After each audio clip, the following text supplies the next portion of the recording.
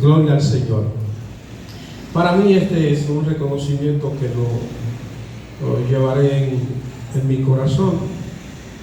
No hago las cosas de Dios por esto. Soy de los que creo que el ministerio es un servicio que no tiene que ver con aspectos pecuniarios, o sea, de dinero, que no debe ser una fuente de enriquecimiento. Eso por mis orígenes. Yo vengo de pensamientos de izquierda y vengo al Señor con una visión de la vida. Y así abracé al Señor, sacándome Dios de un barrio difícil, momentos complejos, complicados. Dios trata conmigo. Nunca pensé ser pastor. Y un día orando, martes, que lo dirigía de oración, yo estaba orando en una pequeña plataforma de una iglesia muy pequeña, y mientras oraba ahí, yo sentía tanta inquietud en mi interior, tantas cosas, y le decía al Señor, hablaba con Él, y Dios tratando en mi corazón. Entonces yo le decía al Señor, ¿qué más puedo hacer? Yo creo que estoy haciendo lo que debo hacer. Y ahí es cuando Dios me dice lo que yo debo hacer. Para mí fue un trago difícil, complejo, complicado, porque el Señor me llama y yo tengo que dejar a mis padres. Yo soy el menor de 4 hermanos. Mi mamá me tuvo a los 46 años de edad. Fui el último. Y había asumido un compromiso con mis padres, y una de las cosas que yo le decía al Señor: ¿y qué de mis padres? ¿Qué de ellos? ¿Qué voy a hacer entonces? Porque yo entendía que era mi responsabilidad. Tanto que yo le decía, yo nunca me monté en un avión para salir fuera del país, y si iba a una conferencia era 3 días, porque si se me moría uno, entonces era un problema. Y yo no quería saber de eso, porque estaba completamente fijo en mi nivel de compromiso, porque mis padres eran mi compromiso. Fueron hasta el final que los deposité en el lugar donde corresponde. Se tira que los hijos se tiran a los padres. Gracias a Dios fue así conmigo, pero Dios me dio la victoria, hermano. La victoria de que mis padres partieran con el Señor. Hay una historia que tengo con la hermana Sonia, que la hermana Sonia fueron un grupo en mi casa con mi papá malo. Y en una condición, una lucha espiritual que teníamos terrible, hermano. Y yo decidí abandonar todo y sentarme ahí en su lecho, ahí para orar con él y estar con él. Y mi esposa y yo turneamos día y noche, a 24 horas, no se trabó que más nadie. Ese era mi compromiso, peleando por la vida espiritual de mi papá. Y un día, ya estoy un poquito medio cansado, pero se me aparece un grupo de hermanos de la iglesia a visitar el estado de mi papá, y allá están. Y la hermana comenzó, tomada por el Señor, comenzó a hablar en lengua.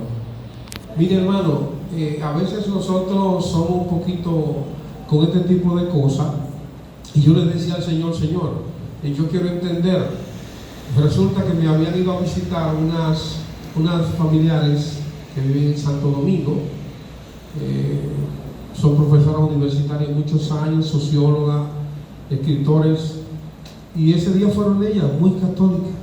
Y fíjese usted, que me lo conté aquí una vez, fíjese usted, hermano, que la prima, que es socióloga, profesora, con mucha gente, con mucha letra, el Señor comenzó a darle la interpretación de lo que la hermana decía. Sorprendente cuando ella abre los ojos y me dice: yo entiendo todo lo que ella está diciendo. Yo dije: wow. Y cuando ella comenzó a decirme lo que decía, porque se refería a cómo Dios estaba trabajando en su lecho con mi papá, yo dije: wow, cómo obra Dios, hermano. Nosotros a veces no entendemos las cosas y queremos aplicar lógica, y hasta que las cosas se hagan conforme al pensamiento que yo tengo, porque yo tengo un criterio, y entonces yo creo que Dios tiene que someterse al criterio que yo tengo. Dios rompe los parámetros, criterios, y Él asume. y Él se glorifique, hermano. Déjenme compartir con ustedes. No va a ser muy intenso, se lo prometo, aunque siempre cuando digo así hay un problema, pero no, tranquilo. Mire lo que voy a hacer, me quito este reloj, lo pongo para que Él me acuse, a que me esté acusando ahí. Es un pasaje muy leído, pedido en oración, la manera como yo preparo mis cosas, voy a una oración, por eso puedo repetir texto bíblico, muy difícil que repita lo que digo, pero siempre es así porque voy primero a orar. Romanos capítulo 12. Hay aquí una figura utilizada por el apóstol Pablo, de una manera metafórica, trata de explicar lo que es el funcionamiento de la iglesia, cómo funciona. Y lo hace tomando como punto de partida el cuerpo humano. Desde el principio van a ver que habla de deberes cristianos, pero yo quiero que ustedes utilicen exclusivamente el versículo 4. Voy a obviar esa parte que es que son los primeros versículos. Si quiero, el versículo 4 y dice lo siguiente, capítulo 12, versículo 4. Porque de la manera que en un cuerpo tenemos muchos miembros, pero no todos los miembros tienen la misma función. Así nosotros, siendo muchos, somos un cuerpo en Cristo, y todos miembros los unos de los otros. De manera que, teniendo diferentes dones, según nos he dado, si el de profecía, úsese conforme a la profecía, entonces conforme a la medida de la fe. Y si el del servicio, en servir. El que enseña en la enseñanza, el que exhorta en la exhortación, el que reparte con liberalidad, el que preside con solicitud, y el que hace misericordia con alegría. Grábese eso. El amor es sin fingimiento, aborrecer lo malo, seguir lo bueno. Amaos los unos a los otros con amor fraternal, en cuanto a honra, prefiriéndonos los unos a los otros. Gracias, Señor, te doy, porque tengo la gran oportunidad y la hermosa oportunidad de compartir tu palabra con tus hijos. Bendiga nuestras vidas y conforme al propósito tuyo, tu obra en nosotros. En el nombre de Jesús de Nazaret. Pueden, hermanos, estar sentados. Gloria al Señor. Cuando nosotros definimos el cuerpo humano, lo definimos planteando que es una estructura física y material del ser humano. Y cuando hablamos de la conformación, es un conjunto, una cantidad de células que trabajan en conjunto para realizar diferentes funciones que son necesarias para la existencia nuestra, para la subsistencia nuestra. Entonces, cuando nosotros observamos el cuerpo, necesariamente tenemos que ver lo que es el sistema del cuerpo, que tenemos varios aspectos que tienen que ver con lo que es la nutrición, que se encarga de algunos aspectos de la ingestión, lo que es la relación, que implica el mantenimiento y la coordinación de lo que es nuestra ejecución. Y sumamente interesante porque me puso a pensar la razón por la que Pablo planteaba esto, es el aspecto de la reproducción. Para yo tratar de entender a Pablo, yo tenía necesariamente que irme a estudiar el cuerpo humano y revisarlo. Porque el apóstol Pablo describe a los hermanos a una iglesia que está en Roma, que es diversa, está compuesta por judíos, por griegos, está compuesta por otros grupos sociales con pensamientos culturales distintos. Y siendo que estaban en esa condición, el apóstol Pablo comienza a escribirle, y uno presume entonces que dadas las situaciones que rodeaba a esa congregación, Pablo le habla conforme al pensamiento que reina allí para escribir y tratar de normar y enseñarle qué debe ser y cómo deben ser las cosas. Es este mensaje del apóstol Pablo, la iglesia que estaba ubicada en Roma, que lo lleva a mover el interés por los principios y la condición de vida cristiana.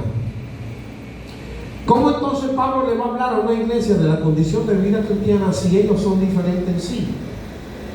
El hecho de ser diferente, hay reacciones que van a ser diferentes. El hecho de ser diferente, hay pensamientos que van a ser diferentes. El hecho de tener mucha gente de diferente conformación social, eso implica de que la gente acciona de forma completamente distinta. No todos son iguales, no todos somos iguales. Miren que no uso la palabra perfección porque no está dentro de mi vocabulario para referirme al ser humano. Yo no creo en la perfección, que el ser humano es perfecto.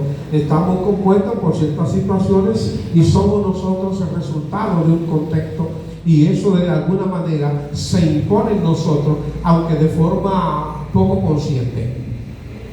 Y accionamos nosotros de manera que pudiese yo medirlo por la forma de accionar. Ahora, no juzgarlo, porque no en el papel. Y es el apóstol entonces que comienza a escribirle y le dice a los hermanos: miren, hermano, que en el principio del versículo que él le habla, no quiero, hermano, que ustedes se mantengan distantes. Por eso, mediante la misericordia de Dios, quiero instruirle de qué manera tienen que presentarse delante de Dios, de qué forma ustedes tienen que accionar delante de Dios, de qué manera tienen que entregarse. Pero como son ustedes creyentes y están sometidos a deber, lo primero que ustedes tienen que entender que son como iglesia. ¿Cuál es su función como iglesia? La permanencia en el escenario, en lo que es el desarrollo de la función que nos establece el Señor. Y aquí lo voy a entrar en una situación quizás de choque. No es la manifestación del Espíritu Santo, que parte interesante, ¿verdad? Prescindible para nuestro desarrollo. No el nivel de conocimiento que yo pueda tener, que me pueda desarrollar de tal forma que ustedes puedan admirarse. ¿Cuánto conocimiento tiene? ¿De qué manera? Entonces tengo que trasladarme a Jesús mientras hablaba con sus discípulos en un lugar apartado, que compartía con ellos. Y compartiendo con ellos sintió la necesidad de pedirle al Padre por ellos. Y cuando hace la oración al Padre por los discípulos que estaban con él, él le dice: Señor, ellos están conmigo, míos son porque tú me lo has entregado, me lo has dado. Y lo que tú me diste, yo lo voy a cuidar. Cuídalos a ellos tú también, Señor. Líbralo, susténtalo, fortalécelo.